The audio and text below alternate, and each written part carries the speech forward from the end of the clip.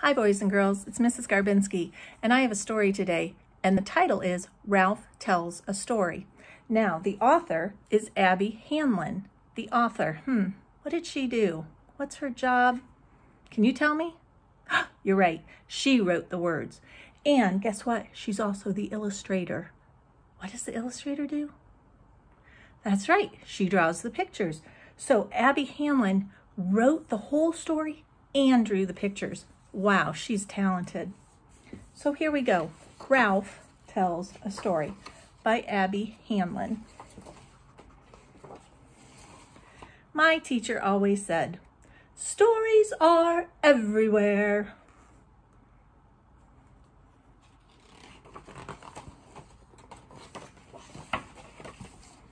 And the kids in my class were always finding them. This story starts, then my mom ran so fast she caught up with the ice cream truck. Sounds more like the end of the story, right? And this story says, I ran down the hallway with underwear on my head. The dentist forgot to give me a toothbrush. After that, I decided to hide my Halloween candy in my bed. That sounds like the end of a story too. But every day at writing time, I thought really hard. I stared at my paper. I stared at the ceiling. I could not write a story. I'm kind of feeling bad for Ralph.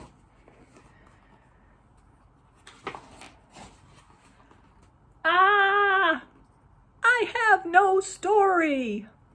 That's a speech bubble. He's saying those words in that bubble. And this little girl saying, then Grandma gave me a cup of coffee and said, don't tell your mother. And see, the teacher's over here talking with these children. And Ralph, I have no story. So I looked for other things to do. I went to the water fountain. I roamed the hallways. I tried everything. He's begging, can I go to the lunch ladies, please? What? Can I go to the bathroom? Again? And then one day, after getting sent back to my desk, I begged Daisy for help.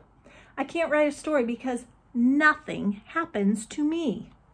Are you kidding? She said.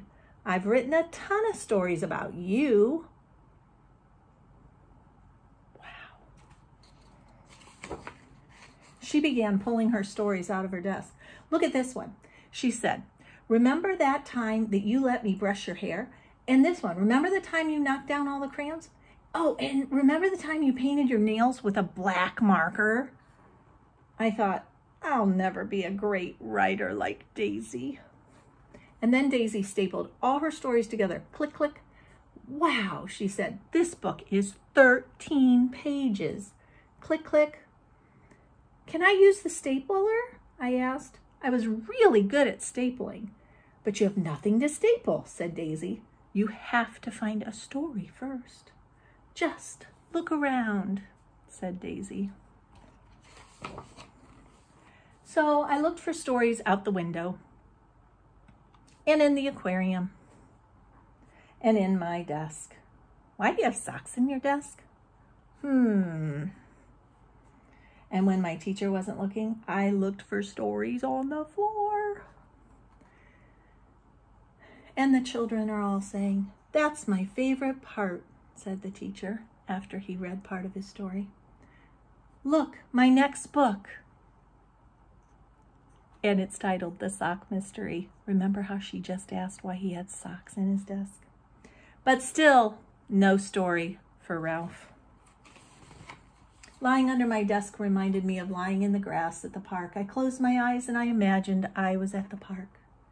Just like that little inchworm that crawled on my knee that time. The sun was shining right into my eyes. Squinting, I picked up that wiggly inchworm and I looked at it close up. And that's when my teacher found me. Ralph, what's your story about? She asked. I opened my eyes. I saw an inchworm. Wonderful, she said. I can't wait to read what you wrote. But there was no inchworm story. I sat down and tried to write about the inchworm, but right away I got stuck. Do you know any inchworm stories? I asked Daisy. She just rolled her eyes and kept on writing. And then my teacher said, "Writers, come to the rug, time to share." And they're all excited. Do you think Ralph's excited? I don't think so. "Ralph, why don't you go first?" said the teacher. I pretended that I had lost my paper.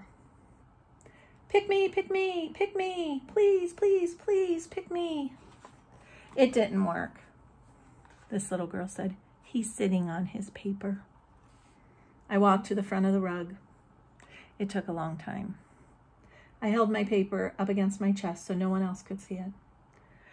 "I was at the park," I said. "An inchworm crawled on my knee." It was quiet. My heart went boom, boom, boom, boom, boom, boom, boom. I think that means he was nervous. That's when I looked at Daisy. "Wow, really? Did it feel squishy, Ralphie? Did you take it home?" And then everybody started asking me questions. "Did your mom let you keep it? Did you touch it? Was it a baby? Was it a girl? Did it tickle? Did you name it?" A lot of good questions. Can you think of any questions you would ask Ralphie about the inchworm? Take a thinking moment.